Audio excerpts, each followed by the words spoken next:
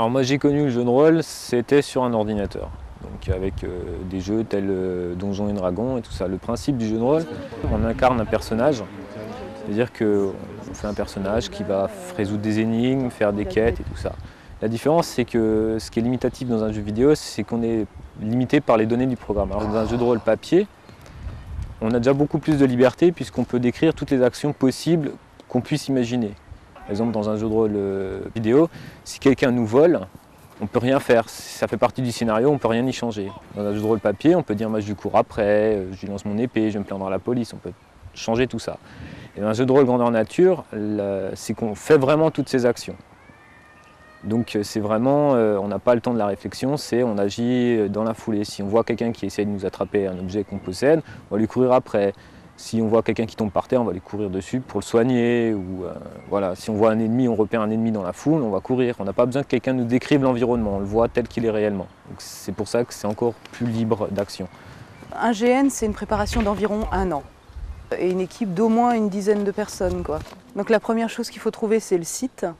Et une fois qu'on a réussi, alors le site c'est un château, un chalet, des ruines, un fort 1870, enfin ça peut, suivant le scénario, quoi.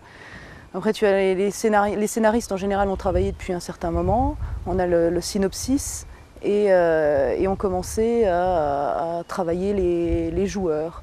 En général après il y a aussi toute une équipe intendance qui va réfléchir sur le repas et sur la logistique, sur la décoration, sur ce qu'on aurait besoin comme matériel, des flèches, des tabards, une décoration particulière, des fontaines, des statues, enfin bon, ce genre de choses, quoi.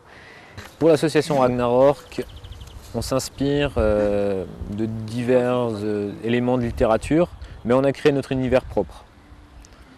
Donc, qui comprend des races qui n'existent dans aucun monde. Par exemple, tout le monde connaît les nains, les elfes, les orques, grâce au Seigneur des Anneaux. Par contre, les Namils, les Scars, c'est des races moins connues qu'on a créées spécifiquement pour notre monde, pour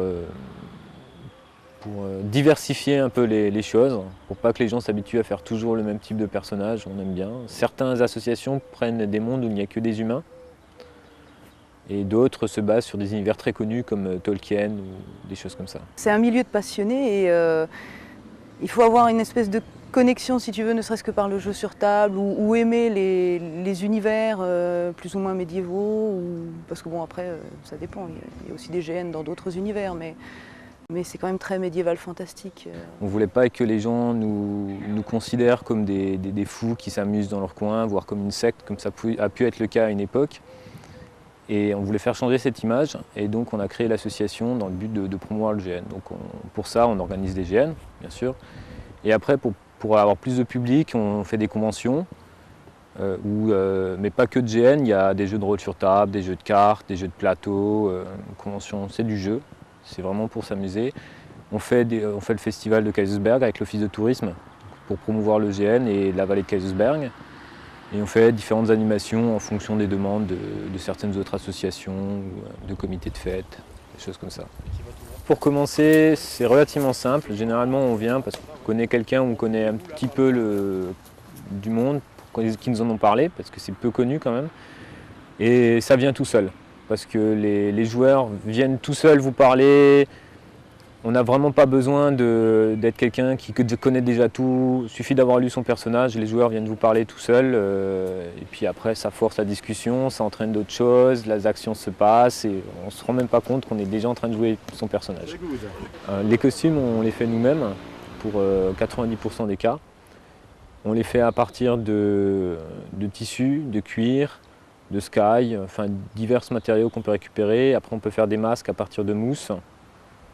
Que ce soit de la mousse fine, par exemple du tapis de sol, ou de la mousse de matelas qu'on peut trouver, ce qu'on peut trouver en mousse. Parce qu'on est vraiment dans l'économie, parce que c'est beaucoup d'étudiants qui jouent, pas que, mais beaucoup. Donc quand on commence, généralement, on n'a pas trop les moyens, on va économiser au maximum. Donc en récupérant les différents matériaux, ça coûte vraiment pas cher. Il suffit de le faire soi-même, faire un peu de couture, des choses comme ça. Et pour ce qu'on ne peut vraiment pas fabriquer nous-mêmes, on va l'acheter. Par exemple, une cotte de maille ou un camail, une cagoule de maille, c'est beaucoup plus compliqué à faire soi-même et très très long. Donc généralement, on les achète. Alors les armes, au début, sont généralement achetées. parce que on va pas dire que c'est pas très compliqué à faire, mais il faut connaître la technique. Donc au début, ils sont généralement achetés quand on commence, et après on se lance dans la fabrication des armes personnalisées, parce que ça permet beaucoup plus de liberté, de modèles différents. Donc on utilise une arme en fibre de verre ou en fibre composite pour la rigidifier un peu, mais sans que ce soit cassant. Et autour, on met de la plastazote. C'est une mousse assez dense avec une mémoire de forme. Mais bon, pour commencer, on peut faire des armes avec du tapis de sol. C'est à peu près la même épaisseur, mais c'est moins facile à travailler que la plastazote. Alors généralement, un jeu de rôle se termine à l'heure fixée par les organisateurs. Elle est relativement souple quand même. Généralement, c'est à un moment précis, quand un événement se passe, ou quand tous les événements possibles se sont passés, les organisateurs décident d'arrêter le jeu. Et comme il n'y a pas gagnant, il n'y a pas de perdant, c'est très dur de déterminer une heure exacte. Généralement, les organisateurs s'arrêtent quand la plupart des énigmes ont été résolues et que les joueurs, après, ils sont un peu inoccupés. Donc là, on décide d'arrêter, ça ne sert à rien de continuer le jeu pendant longtemps.